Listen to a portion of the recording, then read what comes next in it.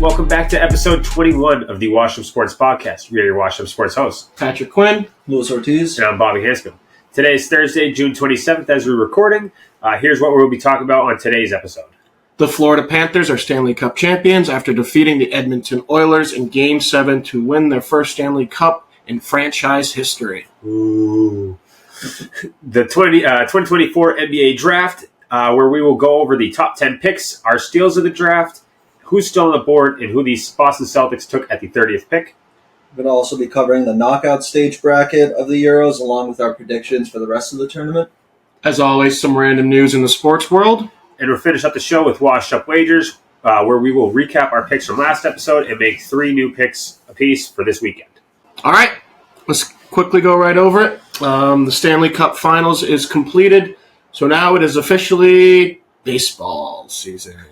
Boom. I'm so happy that there's more than just baseball, though. I know. Yeah. Imagine if Soccer. I don't know how we're going to do it next year when there's no Olympics, there's no Copa, there's no Euros, and it's just all baseball We might actually have to find new jobs. WNBA. Yeah, right. But anyways, Monday night, the Florida Panthers saved themselves from being on the wrong side of history after having a commanding 3-0 lead in the series. But ultimately, they finally did get it done in Game 7. A 2-1 victory for the Florida Panthers over the Edmonton Oilers.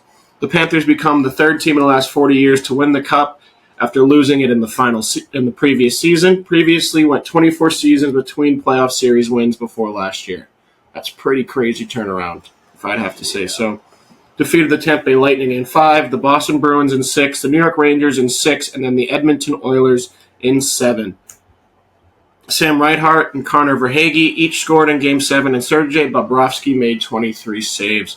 Florida had held a 2-1 lead entering the third, and are now 45-0-3 this year with a lead entering the third period, and 85-2-6 over the last 2 years in this situation.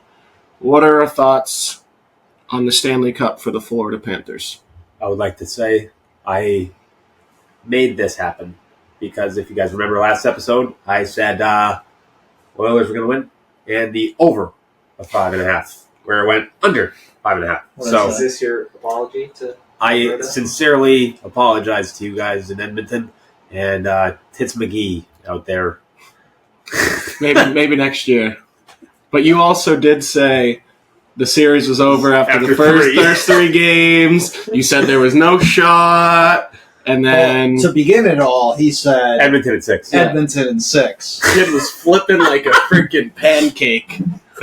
But I mean, home ice definitely helped the Panthers, especially winner-take-all game. Do you My think thoughts on their win? Terrible. I Yeah. hate it. Yeah. That's literally what I wrote.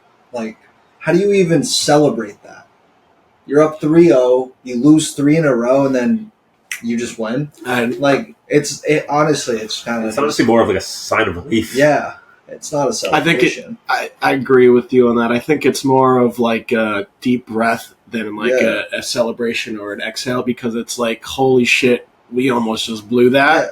And I wish the game, like, I understand it's Game 7, nobody wants to make a mistake, but I wanted a more exciting game for Game 7. You know, a 2-1, both goals were scored early, really, and then, I mean, Edmonton was just pressing, and then just didn't get over the hump eventually. But I thought it was, for a Game 7, it didn't live up to the hype we really necessarily We saw wanted. Game 1 Edmonton in Game 7.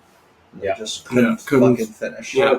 Their coach played their top line with McDavid Draisaitl on them for like the last 10 minutes. 12 Yeah. like minutes. probably 8 out of the 10 I minutes. think- Yeah. They were too gassed at the Yeah. final shift to get the puck up the ice. Every whistle, they'd like kind of like extended a little bit, I feel. Yeah. And like, I just see like McDavid on the bench and like, oh, he's getting a breather. And then No. immediately they go drop the puck, he's already skating on. They Yeah. did not want to get off that ice. Yeah. I mean, I don't blame him. He did. We'll talk about it obviously later on, but he did everything he could for that team. So, do you guys think that if it was home for Edmonton in Game 7, do you think Edmonton would take that? I feel like you're not losing in Edmonton No, in Game 7 Yeah, with that type of caliber team. But at the same time,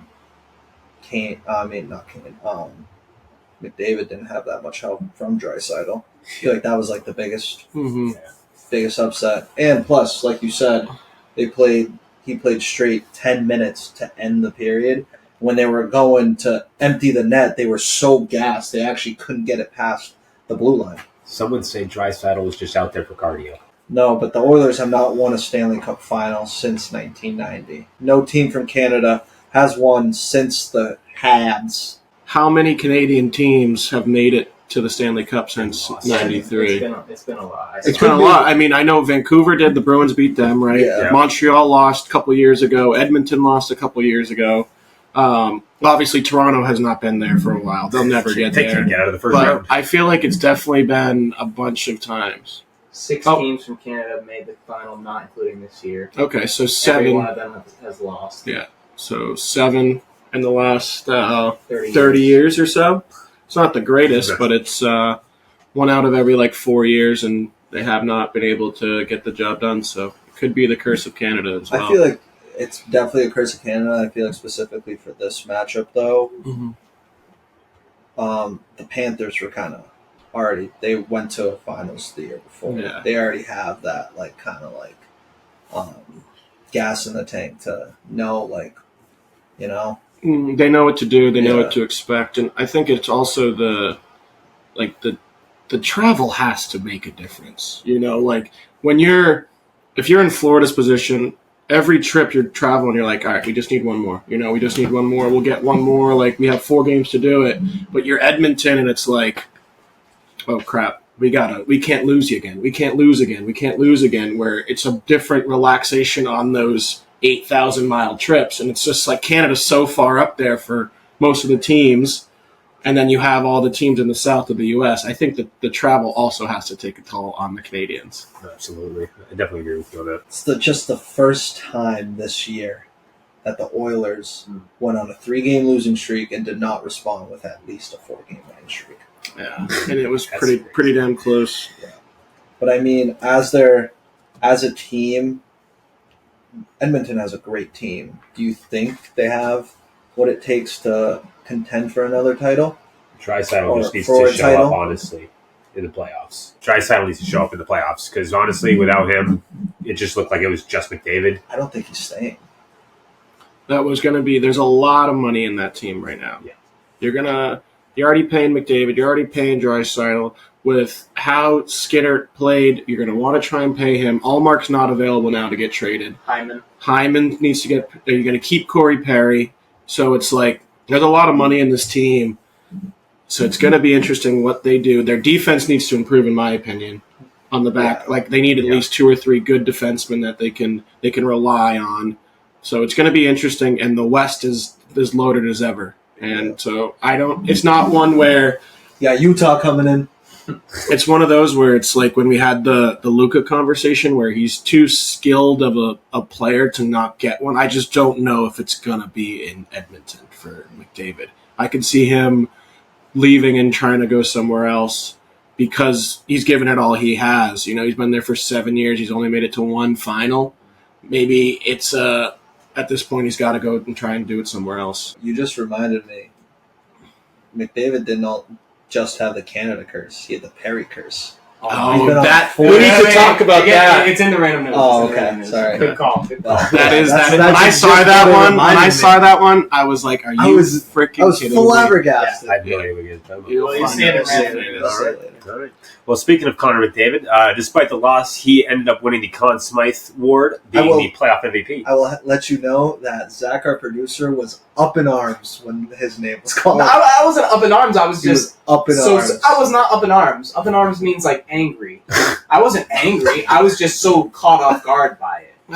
It's so weird to see We've never seen it in our lives. the Conn Smythe or the Anything. NBA Finals MVP The last or the NBA MLB Finals Finals MVP or the NFL. And I was going to say, imagine a Super Bowl champion and it being the guy on the losing end. imagine Christian McCaffrey won it last Super Bowl.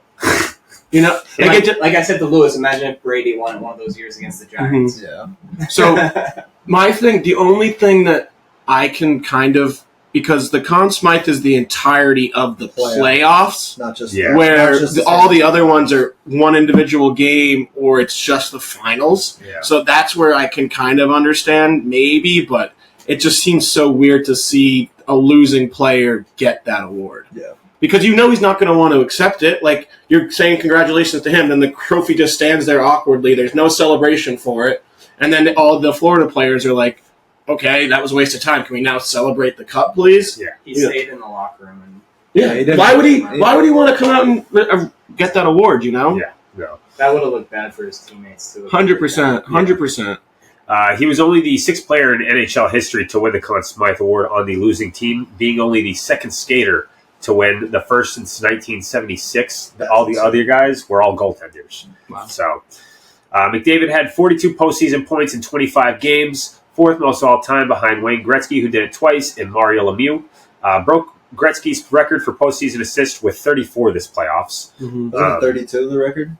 31. 31, yeah. He also posted back-to-back 4-point games in the finals, the first player in NHL history to ever do so. Following it up with fucking goose egg for game 6 and 7. Though. Yeah. Yeah. Fucker. Was this a surprise to you guys, or do you guys think he deserved it? I mean, we talked about it. Like, there was no question he was the best player all playoffs. He's the best player in the world. It's just weird seeing somebody who did not win the Stanley Cup Finals receive the award. Now, do you think that the NHL should now change it and make it just like a NHL Finals or a Stanley Cup Final They award? change They it. won't do it. Why not just add one? Yeah, you could Just add have the Stanley Cup like Finals the MVP as alongside Good the idea. Conn Smythe. yeah. Yeah. I agree. But The I consequence wouldn't. is just You can't take it away. Yeah, You just can't. Especially in hockey, I all those think trophies. there was a good, like, imagine you go back on down like Conor McGregor's or Conor McDavid's career, excuse me, and he has 6-7 MVPs and he has one Conn Smythe but no like Stanley Cups. You know what I mean? Like, he's gonna want the Stanley Cup over any of those You awards. get rid of like four. You of get those rid of MVPs everything for right. the Stanley Cup, so it's like that could be like tarnishing. Maybe like they thought of it. Oh, if he never gets back here, at least he still has the Conn Smythe to his name. Where it's like, if you're the player, he doesn't fucking want that award. He wants the Stanley Cup.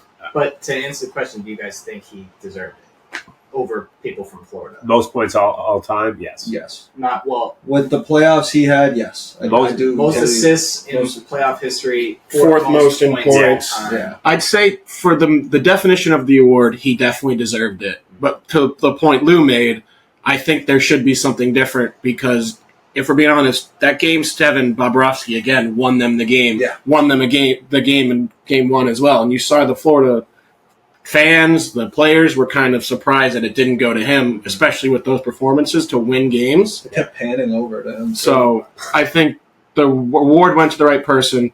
Technicality that it's a season or it's a playoff long versus an actual finals long. Even though McDavid had the second most points ever in a final with 11 and led the series. And but also Lou made up a great point though. If he didn't have those two games where he had 8 points, he would have only had 3. So he didn't show up in Game 7 and he didn't show up in Game 6. So it can go back and forth.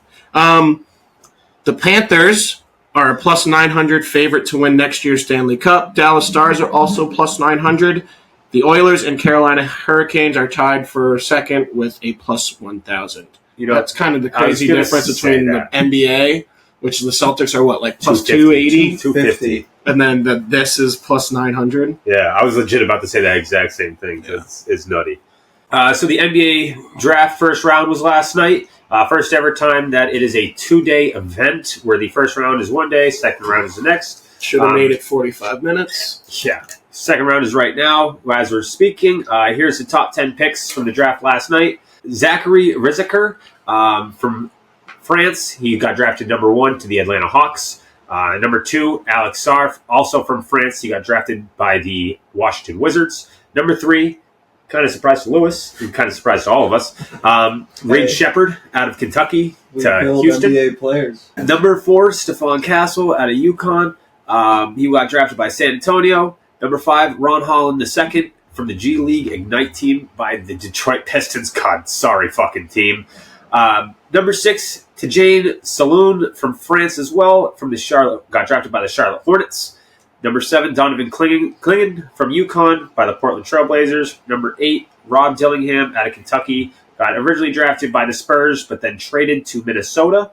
Number 9, Zach Edey out of Purdue to Memphis. And number 10, Cody Williams out of Colorado to Utah. Younger brother of Jalen Williams. Really?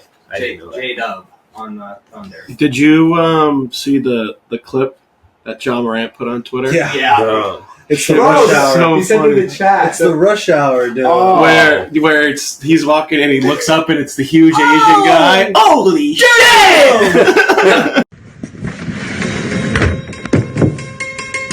Whoa! Damn!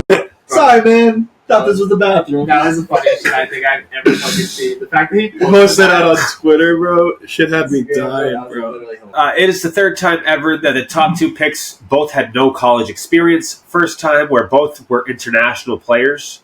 I would also say, obviously, first time that both have been for France. Yeah. 6 lottery picks were selected with no college experience, tied for most all time. Second time that multiple 7'2" players were drafted, in the top 10 being Zach Edey and Donovan Clean. 5 players drafted in the first round were international players, including 4 from France.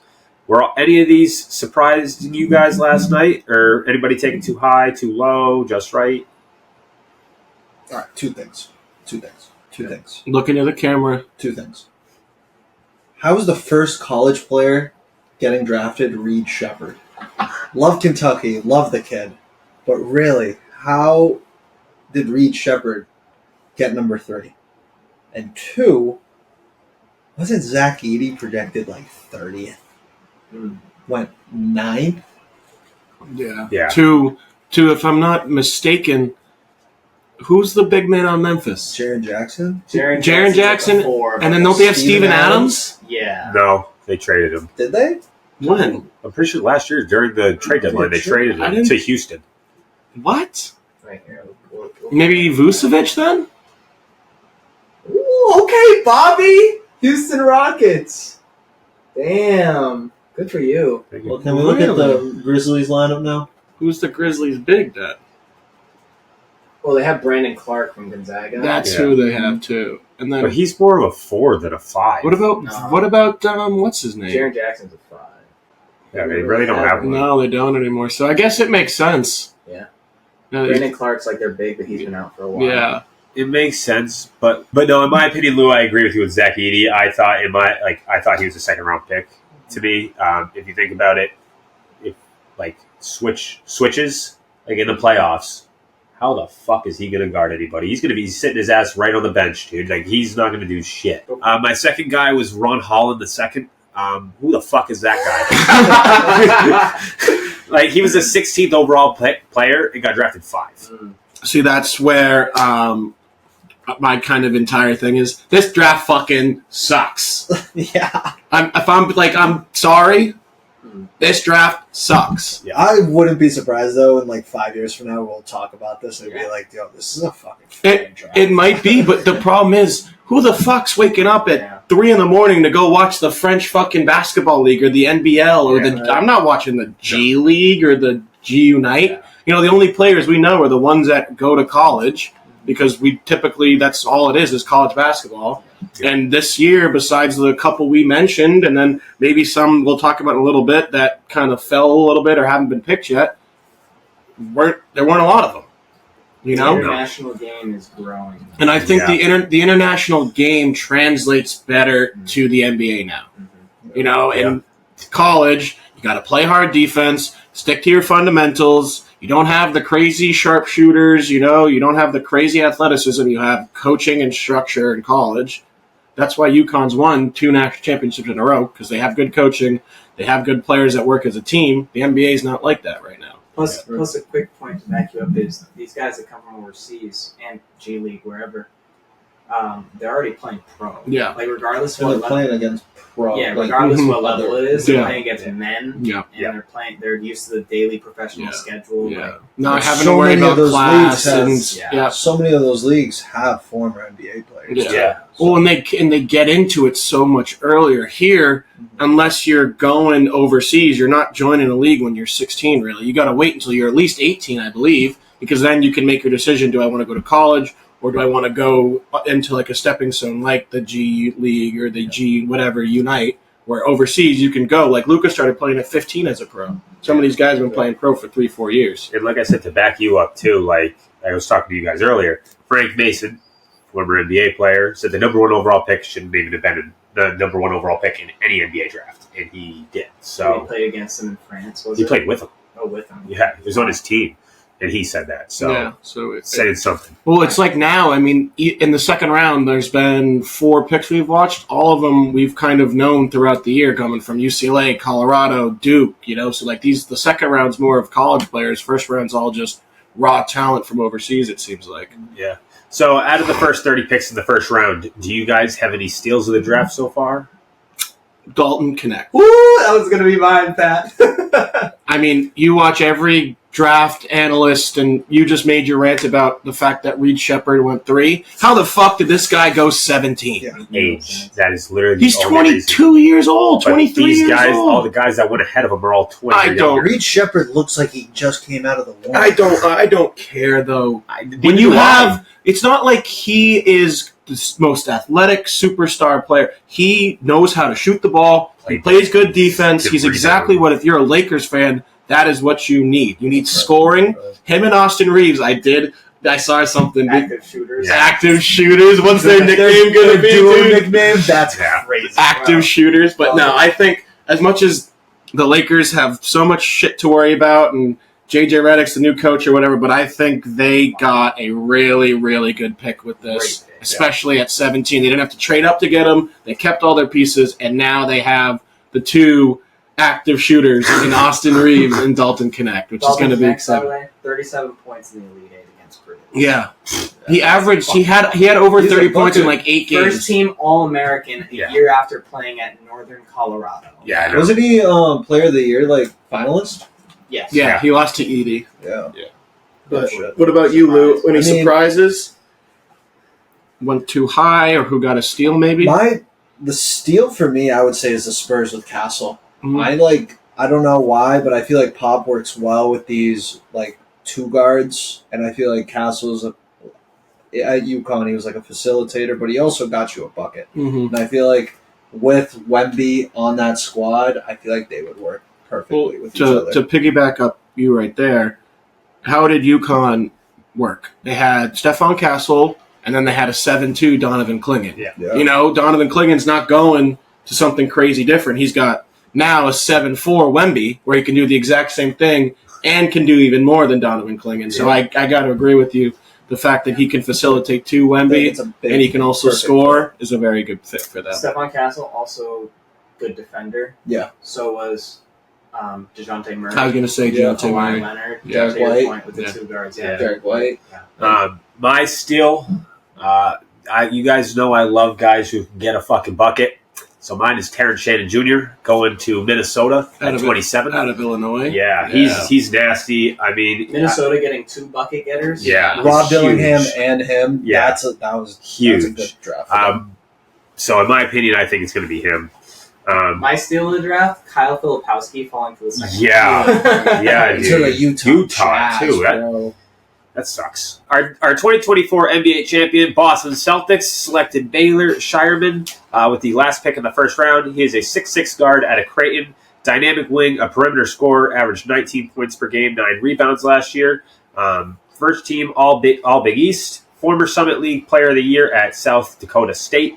Only player in Division I men's history with 2,000-plus points, 1,000-plus rebounds, 500-plus assists, and 300-plus threes. Led Creighton to the Elite 8 last year and the Sweet 16 the year before. Here's this one year. thing. Who was the guy that we drafted out of Vanderbilt like 3 years ago? Naismith? Yeah. We thought he was going to be the next coming of Jesus because he could shoot the ball too. So I'm hoping this guy's a little bit better. Aaron Neesmith was kind of just like a 3-and-D. This guy's more of like an Everything. all-around. All-around. He can So it's just He's going to be taller, it's going to be too. interesting because I saw today they want to re-sign Sam Hauser as well. Yeah. So it's But going to this be can make a huge this guy's thing not with him. like that. No. He's not like a Sam Hauser Okay. spot up behind the line. He can rebound. He can facilitate. He Yeah. can get to He's the more rim. off the dribble. Yeah. I feel. Yeah. Okay. He's definitely a ball dominant guy. Nice. Before we end up wrapping up talking about the draft, is there anyone on the board who you guys still like? No. I know I have 2. Nope. No. Trash. Lewis? I mean, I have Antonio Reeves. I feel like he was, all SEC, All-American caliber player. 4 years at Kentucky. I feel like Kentucky does so well with developing their players where, like, I feel like this is, like, a little bit of, like, I'm going to get too ahead of myself, but a little shy. I feel like Antonio Reeves has a little shy in him. So, the problem is he's been there for 4 years now. Yeah. That's the issue with the NBA. Exactly. Bill? I thought you said you had two. You were I saying did that have earlier. two. I did have, no, but Pat kind of convinced me otherwise. Who was It your was second Harrison. one? It was Harrison Ingram. Oh, okay. Yeah. I don't think he's a good enough shooter. All right, Bill, what do you got? I have two. One being Kevin McCullough. I think he's good. He's Who's he play nasty for? Kansas. Oh, Pat. And my other guy is my Syracuse loving guy. I'm gonna stick with my home guys. But Judah Mintz. Yeah, he's like what, 5'7"? No, he's 6'1", but he. The thing is, what I don't get is he plays defense and he knows how to get to the line and score. He has a terrible attitude. But he knows how to get to the bucket and play defense, so Okay. that's why I like him. Bobby, my guy still left on the board is another small guard. Who is Man yours? who was Big 12 player and defensive player of the year this year From Kansas? No, from Houston. Oh, she? Jamal Shed. he went to the draft. Yeah, or he was like No. a fifth year, I'm pretty sure. Yeah. Oh, I Literally thought- just said his name. yeah. Right. Well, watch after this one. She? Yeah, he's the one that got the terrible injury One more. against Bama, Bama, maybe Duke. Texas No, A&M. Duke. It was against Duke. Right there. Yeah, It was against he Duke. is nasty. Yeah, All right, we Isn't got- he also Yeah. very small, though? Isn't he like Yeah, he's 5'10"? but it's also tough. I don't know how well Houston basketball player, like the college, translates to the NBA as well. But it could be. He's 6 feet 200. All right, let's move on to the Euros here. Group stage has come to a close. 8 teams have been eliminated, and 16 have moved on to the knockout rounds. Hungary, Scotland, Albania, Croatia, Serbia, Poland, Ukraine, Czech were all eliminated. My Albanians. Sad Mm. day. Very The Tough sad. fight. The Croatians eliminated at the death from Italy. Yep. Some surprising results, though, from the group stage. The final match day, Georgia beat Portugal. You mean 2-0. the place where all the peaches grow? Nope. Not that Georgia? No, different Georgia. The country. I bet you. Just making sure you knew that, That's Bob. right. Yeah, I've seen fuck so you, many Pat. videos. With that win, they advanced to the round of 16 in their debut season. Biggest ever Euro upset by FIFA rankings. Georgia was ranked 74th and Portugal is 6th. George Mikatadze is the current Golden Boot leader with 3 goals, 2 of them being penalties. So, little Ronaldo 2.0. Oh, there you go. Have to throw that in there, huh? In a group with France and the Netherlands, Austria won Group D in just their 3rd ever Euros after they. I don't know if you guys watched the game, but that game against the Netherlands, that was a great game to watch. Netherlands, them. Austria. Yeah. Beautiful game. Beat them 3-2. Italy locked up a spot in the round of 16 thanks to a Mattia Zagangi Goal, yeah. goal in the 98th minute on the final kick of the game to tie Croatia and eliminate them, as Pat said, at the death. Group B, all 4 teams finished with 4 points, but sadly, not everyone could advance. 3 of them advanced, but Ukraine was left out due to goal differential. I think- Just to piggyback off what you said, Ukraine is the first team ever in Euros history to not advance with 4 points. That's wild. Racism. Racism. They're all white. Having struggled this entire tournament with just scoring 2 goals, England won Group C. With The 2 group goals. of mid, dude. It was so bad. Ass. Group of ass cheeks, bro. So bad. Oh, All right. Let's quickly go over the round of 16 matchups that begin Saturday, June 29th. On one side of the bracket, it's holy shit, we got to watch every single game. On the other side of the bracket, it's okay, maybe we don't have to watch these games. But I was I'm still still watching them, obviously. watching them all. But one side's loaded, one side's not. It's kind of like the Western Conference in basketball this year and then the Eastern Conference in basketball this year. To all the experts and analysts out there. But on one side, we have Spain versus Georgia. We have Germany versus Denmark. We have Portugal versus Slovenia and France versus Belgium. On the other side of the bracket, Romania versus the Netherlands, Austria versus Turkey, England versus Slovakia, and Switzerland versus Italy. Before the show, we all filled out our Euro 2024 brackets. Even Bobby attempted to. I copied that. He may or may not have looked at my paper. And now we're going to go over our picks for each round as well, all the way up to a final winner and score prediction. Who's going first? Should we let Bobby? Yeah, let's let Bobby go first. How am I doing this? Am I going one and then you read it? Go all the way down and read yours out. One game by one game, and then after you're done the first round, do the second round. That's and do Georgia. The final. So I got Spain beating Georgia. I got Germany winning. Over who? Switzerland. Denmark. Well, fuck. I got Germany winning over Denmark. I have Portugal winning over Slovenia. I have France beating Belgium. I have the Dutch beating, I don't know who Romania. Romania, thank you. I have Austria beating, once again, who's that? Turkey. Turkey. Turkey. I have England beating Bleeding? I have England I did beating say bleeding. Slovakia. Italy beating Sweden. Switzerland. All right, we'll stop there. Okay, so that's Bobby's round of 16. God, that was atrocious. He had 6 teams that didn't even play in the Euros in that. All right, Bobby, who's going to your semifinals? I got Spain playing France, and I have Netherlands playing England. So you have Spain beating Germany, Yes. and you have, France beating Portugal. and then on the other side? I have Netherlands beating Austria, and I have England beating Italy. Okay, and your final? My final is France versus England, and I have France winning it all 3-2. Wow.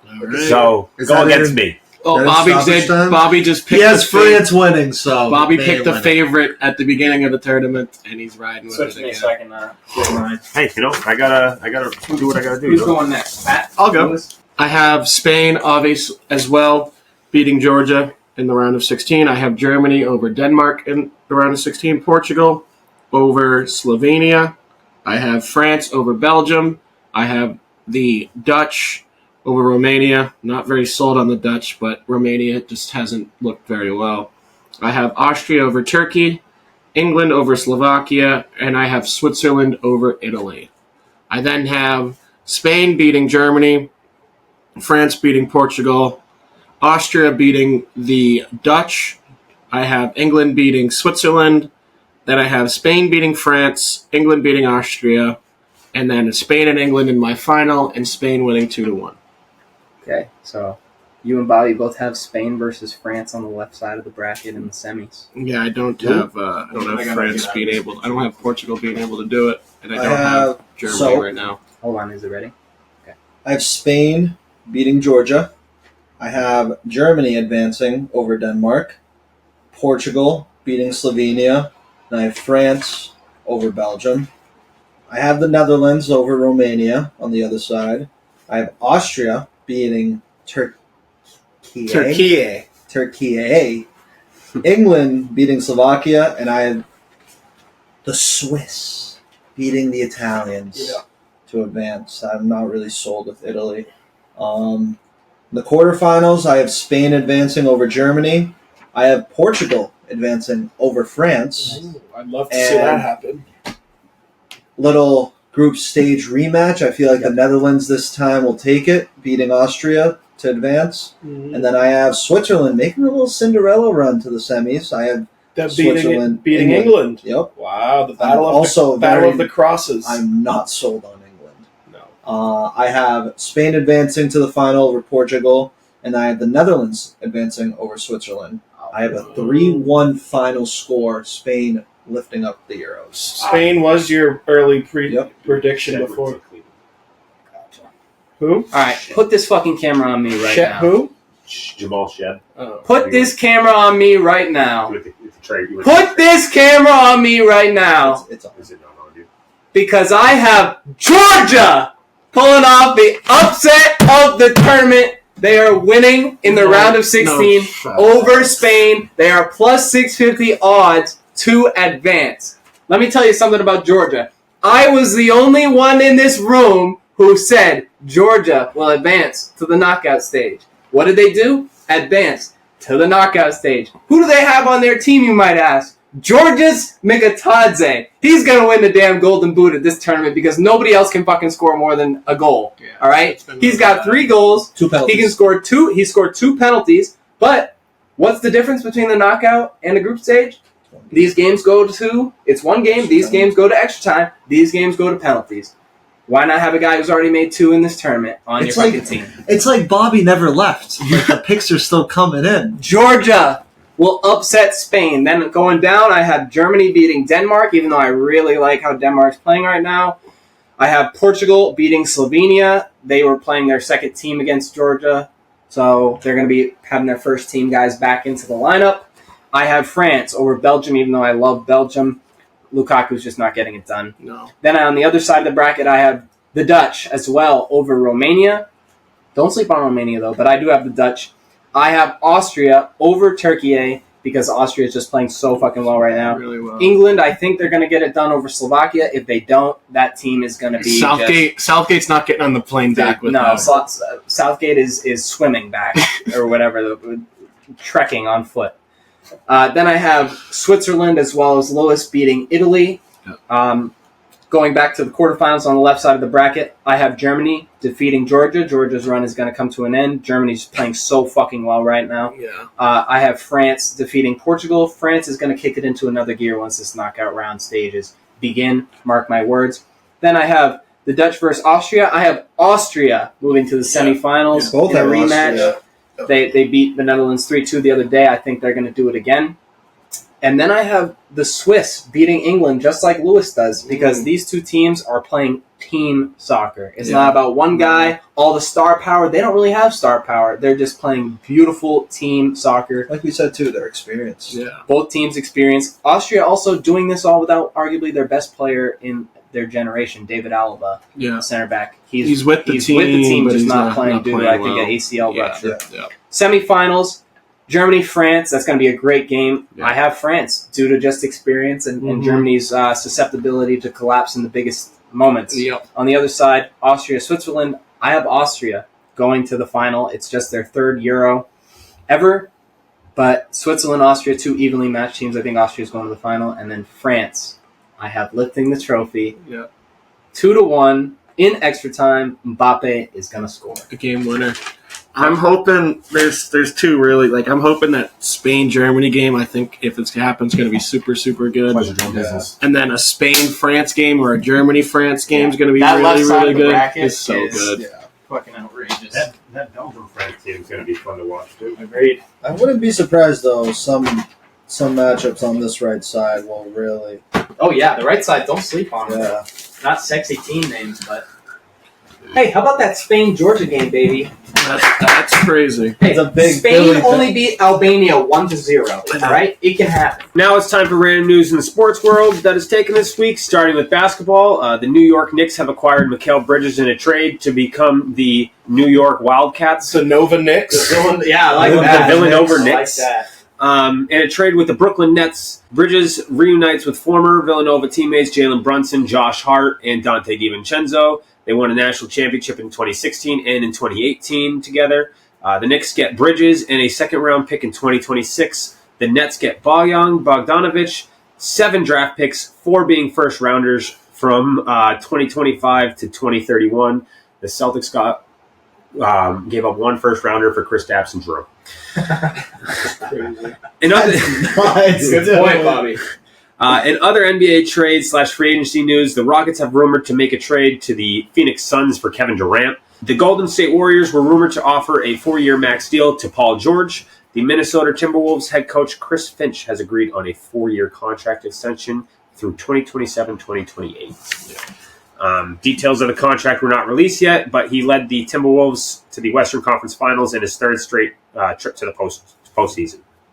The Miami Heat are giving Bam Adebayo a 3-year, $166 million extension. The 27-year-old can sign the deal on July 6th.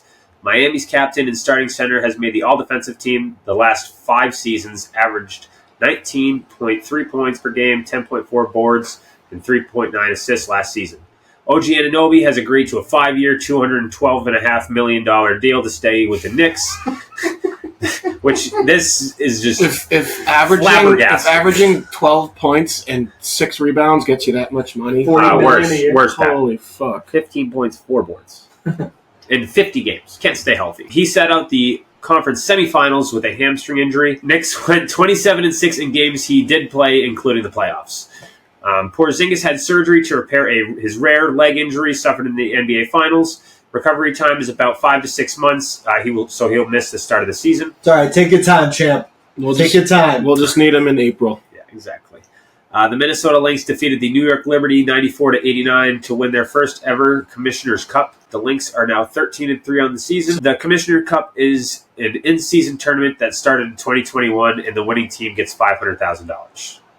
Moving over to some hockey here. Our Boston Bruins have traded Linus Ullmark to the Ottawa Senators for forward Mark Kostelik, goaltender Jonas Korpisalo, and the 25th pick of the 2024 draft. Our NHL correspondent, Mr. Noah Greenwood, said the Bruins got pantsed at the playground, bent over, and smacked by a bat a couple times. Yeah. They got fucking fleeced. As we know, Ullmark, 30 years old, he won the Vezina Trophy last year as the top goalie in NHL. Bruins saved $5 million in cap space by moving Ullmark, and now will start Jeremy Swayman full-time after he had a great postseason run. I will say that backup goaltender's making $3 million a year, so... Korpisalo, also 30. Ullmark is also 30. And then the forward they got, 5 goals and 5 assists last year. Yeah. Very good. They got pantsed at the playground, bent over, and fucking smacked like 6 times. Keep it going, though. Edmonton Oilers have parted ways with their Hall of Fame GM Ken Holland, announced 3 days after losing Game 7. He was in the final month of his contract. And as we mentioned earlier in the pod, things cannot get worse for Corey Perry. He became the first player in NHL history to lose in the Stanley Cup Finals 4 times in a 5-year span. Yep. All with different teams. Yep. All with different teams. That's crazy. Dude, 39 years old, the Habs, the Stars, the Lightning, and this year, the Oilers. Talk about a girl who's a homie hopper to try and find that good piece. This guy can never do it. Message to all you whores out there. Never gets better. There's no greener grass. You just get closer and you lose again. Post-nut clarity hitting different for Corey Perry right now. I just know whoever Corey Perry joins next year, I'm betting them not to win the Stanley Cup. I'll bet them to get there. Bet them to get there. He ain't winning it, though. Former Boston Bruins Stanley Cup winning head coach Claude Julien is returning to the bench as an assistant with the St. Louis Blues. Oh, that sucks, dude. Fuck the Blues. Last coached Team Canada in 2022 at the Beijing Olympics following a 2017 to 2021 stint as a head coach for the Habs. He won the 2011 Stanley Cup with the Bees. So you didn't coach last year at all? He was like a blue, like an advisor or like a consultant. Like a Jeff Van Gundy role. With the Blues. Yeah. But he's now an assistant coach. All right.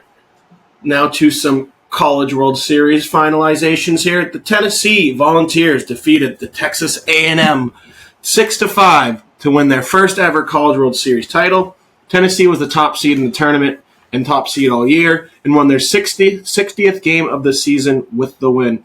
First program since the University of Miami in 1999 to win the Men's College World Series as a number 1 overall seed. Tennessee's Dylan Dreiling was named the most outstanding player, homered 3 times in the series.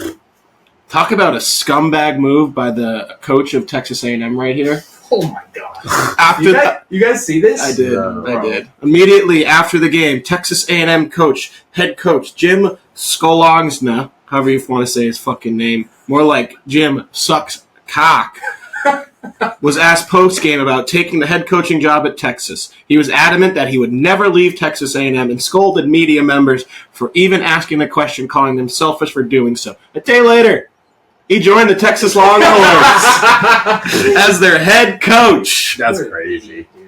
Talk about fucking scumbag right there. Yeah.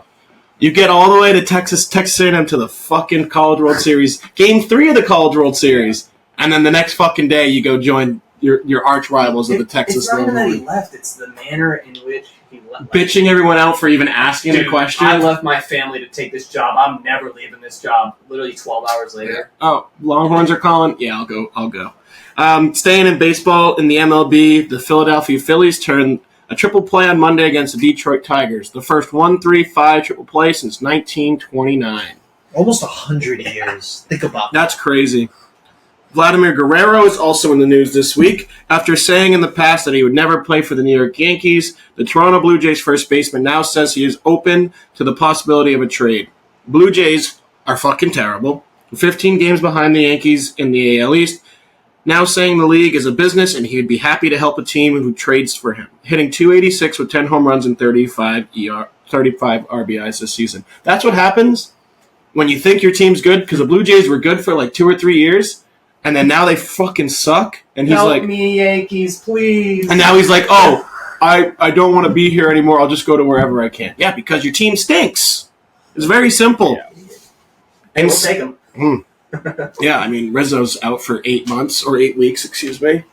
In soccer, this headline got me going so much worse than what actually happened. Phil Foden has temporarily left England's camp at the Euros and returned to England due to the birth of his third child. 24-year-old has started all 3 games at the Euros, optimizing that he will turn in time for the round of 16 game for Slovakia. I got a notification on my phone. It was like, family emergency, Phil Foden returns home to England. And then you read it, and it's like, yeah, this was all planned all along. He was going home for the birth of his child. Deceiving. Clickbait. Literally, exactly what it was. And kind of a surprising news around the world of women's national team soccer. Alex Morgan will not be representing her country in the Summer Olympics in France. Team's first major tournament without Morgan since 2008. 35-year-old Alex Morgan has 224 caps, 9 most all-time, 123 goals, 5th most in team history. U.S. women's national team new head coach Emma Hayes will be coaching in her first major tournament since taking the job and hopes to win the U.S.'s first Olympic gold medal since 2012. If she gets this wrong, she's in trouble. Yeah, but hey, we can't be mad that Alex Morgan got left off if, like the WNBA, they took their older players, the U.S. isn't, so we can't. No, I think no matter what you do, someone's going to get left and they're always going to want to have an argument about it. It's just, you think with Alex, especially with how young the team is, even if she's not going to play, you need that experience to have her in the team. I was reading the article, it's only an 18-player roster. What? It's usually... That's tiny. It's usually like 21, 24? 18. I read it. That's crazy. Yeah, that is. And you got to think 3 goalkeepers. Nice. You'll have 3 goalkeepers, so that, and then I don't even know. That's crazy. Yeah. To finish up random news, the NCAA Division I Council has voted to remove marijuana and cannabis products from their banned substance list in football. Just football, though? That's what I read. Oh, that's interesting. You no longer have to stay off the weed. So Travis Kelce got kicked out for nothing. If Travis Kelce never got kicked out, I don't know if Travis Kelce would be in the place he is right now. No, I agree. Any penalties currently being served by student-athletes who previously tested positive for cannabis will be discontinued. In football, free agent Randall Cobb and his family escaped from a house fire this past week in their home in Nashville. Their Tesla Charger caught on fire in their garage and quickly spread throughout their home. Said they're lucky to be alive. They only escaped with just the clothes on their back. Yeah. The Jacksonville Jaguars are getting some new stadium renovations. The city of Jacksonville has approved a $1.4 billion funding agreement to renovate Everbank Stadium. Renovations will begin after next year. The city of Jacksonville will pay $775 million, and the Jaguars will pay $625 million. Maybe they get some more pools and hot tubs. Yeah. It is a nice stadium. It's right on the river in Jacksonville. Is it? Those tax dollars are going to the fucking... I was just about to say the same thing. They're also going to pay off for them. They're going to have to go and pay Trevor Lawrence with those tax dollars too. To finish the episode, we have washed up wagers. So here's a recap from last week. Lewis is still in first place. He is now 14-6 after going 2-2 this week. His wins were for Colombia to beat Paraguay Monday. They won 2-1. His losses were the Netherlands to beat Austria. They lost 3-2, and for Connor McDavid to have over 1.5 points in Game 7, where he had 0. Lewis also won his series pick for the Stanley Cup Finals, which was Connor McDavid to have the most points in the series. Pat is now in second place.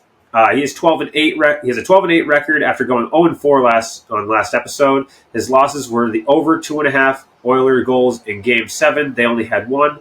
Harry Kane to score the first goal of England's final group stage game against They Slovenia. didn't even score that game. Nope, it ended up 0-0. Yep. Rodrigo to score in the Brazil game versus Costa Rica. That game also ended 0-0. He also lost his series pick for the Stanley Cup Finals, which was Bob Roski to win the Conn Smythe Trophy. Some say I got screwed.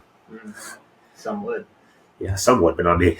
Bill, I am Bill, in last leave where you place, are, Bill. and I have clinched the final spot for the third straight month because Bobby fades. I went 1-2 last week. My win was Argentina to beat Chile on Tuesday, and that they was won not 1-0. a Chile was peppering. convincing win. My losses were Serbia to beat Denmark and Belgium to beat Ukraine at the Euros, and both ended in 0-0 ties. 3 picks for this weekend, starting tomorrow and then going into the weekend slate of June 28th to June 30th. This will be the last slate of the month for our picks, with obviously Bobby, we already know, being in last place no matter how this weekend goes. No matter how any month goes. We should just call it the Bobby's Bad Bets Award for every month. I like it. I feel like we should do us three think of a punishment, and we don't even. Tell him. He just shows up when we're going to record, and we just For being have three it. Monday. for 3 times in a row. Yeah. Next Monday. He's got the golden sombrero. But the punishment will be announced on the next episode, which will be released on Tuesday. I'll start off with my bets for this weekend. Kind of already talked about it in our Euro brackets, but I have Germany over Denmark in the round of 16 at minus 165. I have Vinny Jr. to score any time for Brazil at plus 160. Brazil's got to fucking score eventually, right? Maybe. Maybe. And then I have Lewis's Lord and Savior, Luis Diaz, to score any time at plus 175. That is a plus 1048. $10 to give you 114.83. I have Colombia money line against Costa Rica. Can't go against my boys at a minus 275. I have both teams to score in the Italy-Switzerland game at a plus 105. And then I have Musiala, anytime goal scorer, against Denmark at a plus 220. Jamal Musiala. Oh, yeah. Plus 794, $10 wins at 89.45. And for me, I have Alex Pereira moneyline versus Jerry Przaka, minus 142. I have Brazil moneyline versus Paraguay, which is a minus 310.